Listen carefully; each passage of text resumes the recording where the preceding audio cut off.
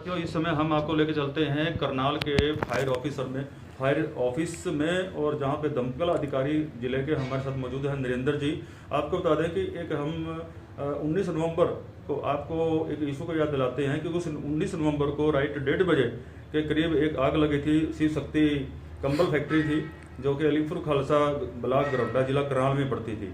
आपको बता दें कि जब उसमें आग लगी थी लगभग उसमें बताया जा रहा है कि 400 के करीब उसमें कर्मचारी काम करते थे। जब किसी फैक्ट्री को में अगर इस तरह की घटना घटती है तो सबसे पहले याद आती है कि हमारे पास इस फैक्ट्री में अगर कोई इस तरह से का इशू जाता है तो फायर इक्विपमेंट्स है या नहीं है।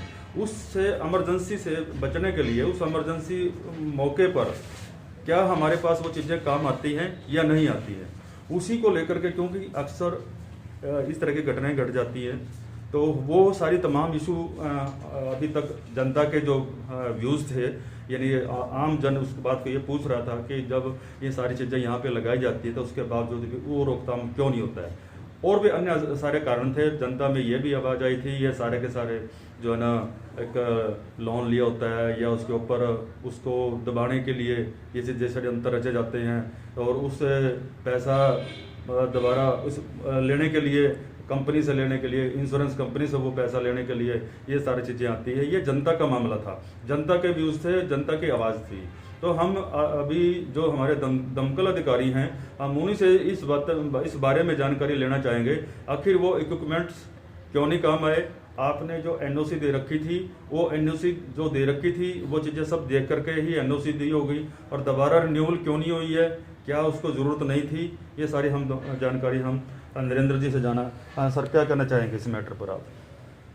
हमारे पास ये एक सूचना मिली थी 19/11/2020 को लगभग 13:24 पर। हमारा एक सब स्टेशन है गरोंडा, तो वहाँ पे मिस्टर अमर सिंह ने सूचना दी कि भाई शिव शक्ति इंडस्ट्री जो है में आग लगी है। तो जैसे गरोंडा से हमारी 2 गाड़ियाँ वहाँ मौके पे पहुँची तो वहाँ के जो स्टाफ ने बताया भाई आग जो है ज़्यादा है तो और गाड़ियाँ भेजी जाए। तो मैंने अपने करनाल, असंध वगैरह, पानीपत से भी हेल्प ली फायर टेंडरों की और मैं स्वयं मौके पर पहुंचा वहां पे। तो पाया कि भाई फैक्ट्री के एक साइड में जो है आग लगी हुई है और उसमें धुआं काफ़ी भरा हुआ है क्योंकि ऊपर शेड था और उसके पीछे जो बॉयलर वगैरह जो उनकी आपका ये होता है वॉशिंग सेक्शन था तो उसमें सबसे ऑयल वगैरह का था, तो वहाँ से हमने उसको कंट्रोल किया। फोम का भी इस्तेमाल किया गया इस आग पे और जो साथ लगी कंपनियों में भी जो आपका वहाँ पे फायर सिस्टम था उससे भी उसकी हेल्प ली गई। तो सर तो ये जो आग लगी है आपने क्या क्या कारण जानते कि आग किन कारणों से लगी है?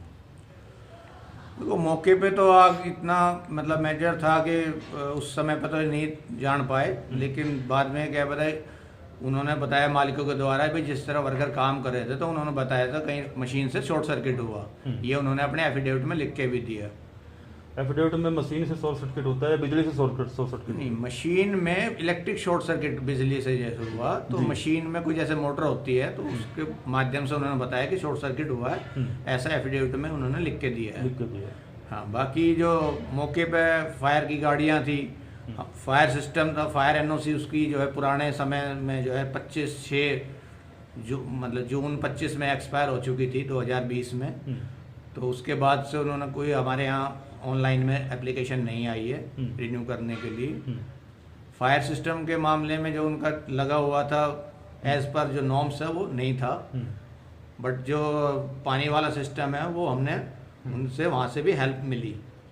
रहा कर्मचारियों का तो वो तो कर्मचारी जैसे कुछ उनके भी इंटरनल स्टाफ था, कुछ पड़ोस की कंपनी के जो लोग थे, जेवी वाले थे, तो सभी ने मिलकर उसको आग को कंट्रोल किया।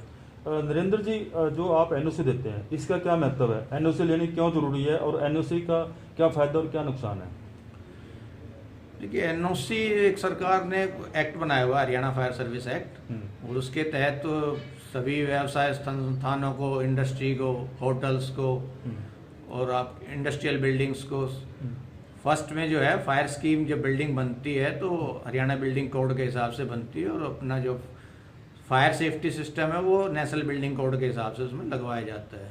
उसके बाद ही उसको जो है जो पुरानी इंडस्ट्रियां थी उसमें ये मैंडेटरी नहीं जैसे लोगों ने करवाए हुए हैं और अंडर 15 मीटर के लिए अभी कोई ऐसा रिन्यूअल का कोई इसमें नॉर्म्स नहीं था, जो ऑन रिक्वेस्ट बेस पे अप्लाई करते हैं। तो ऑन रिक्वेस्ट बेस ही आपका जो है वो उसको चेक किया जाता है, फिर उसको एनओसी जारी की जाती है। तो आपके विभाग से एनओसी जारी थी पहले? हाँ, ये मैं प्रीवियस जो मेरे से पहले डिस्ट्रिक्ट फायर ऑफिसर थे, ये उनके द्वारा जो उसमें 2019 में जारी की गई थी, जो जून उसमें 20 में समाप्त हो गई थी।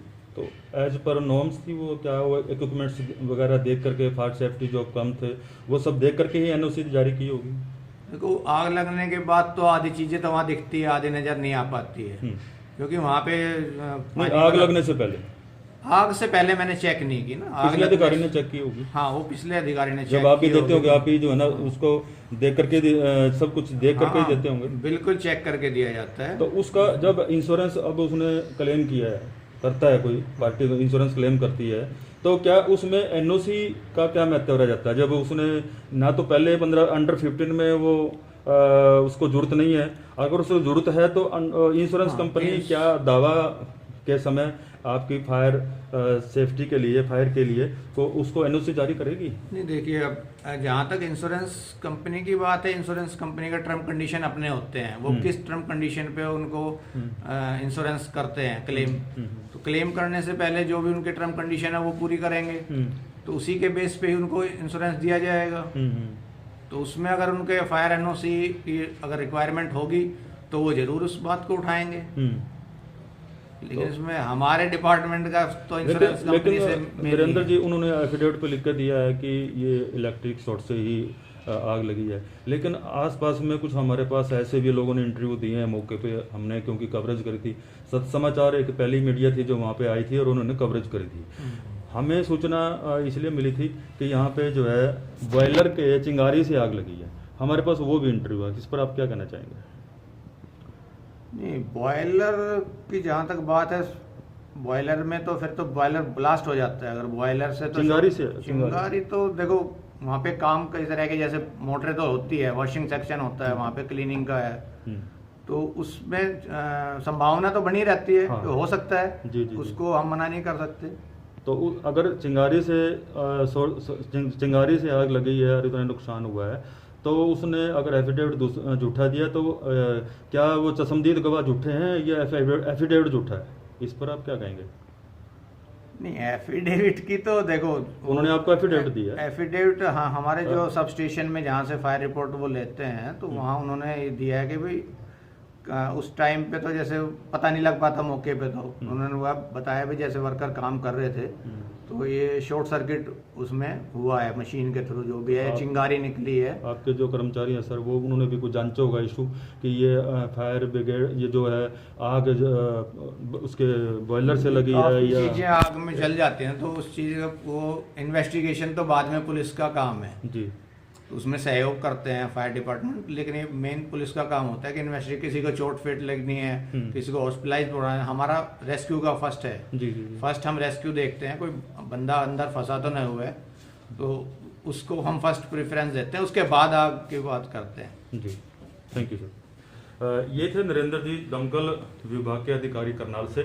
आपको बता दें कि जिस तरह से लगातार इस विषय के ऊपर एक इशू बना हुआ है कि हो सकता है कि ये जो आग है इंश्योरेंस के लिए इंश्योरेंस के तार उसमें जुड़े हों, कि इसलिए उसको जो है ना इलेक्ट्रिक की बिजली की घटना से उसको जोड़ा गया हो, या उसमें बॉयलर से जो चिंगारी निकली है उससे उसमें जोड़ा गया हो। लेकिन हमारे पास वो भी चश्मदीद गवाह हैं जिन्होंने इंटरव्यू दिया है कि ये बॉयलर के चिंगारी से आग लगी है, और उस समय में जो 1:30 बजे का टाइम था वो लंच समय था, खाना खाने का समय था, जो कर्मचारी थे वो सारे खाने पे गए थे, खाना खाने लगे हुए थे क्योंकि लंच का टाइम था, उसी टाइम ही ये आग लगी है, ना कि रात के अंधेरे में, और ना ही ऐसा कोई ऐसा मामला था कि सुबह या रात का पूरा मामला इस तरह से ये है। कहीं ना कहीं ये आवाज़ जरूर उठी हुई है, कहीं ना कहीं जरूर ये शक के बिना पर ये बात चली हुई है कि आखिर ये पूरा मामला क्या है।